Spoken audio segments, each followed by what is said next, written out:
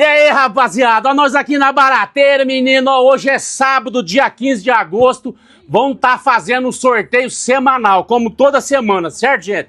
Tá aqui o Reis, nosso amigo e cliente, que vai ajudar a fazer o sorteio. Agradecer a Deus pelas vendas da semana, bastante venda, e também aos nossos clientes, certo, gente? Nós vamos estar sorteando hoje um relógio, mas quando a pessoa ganhar, pode escolher a carteira, o relógio, o perfume, o que quiser que tá nesse painel aqui, certo, gente? Vou jogar pra cima e o Reis vai pegar o bilhete do ganhador. Pega aí, Reis. Jane Luísa Cardoso Padim.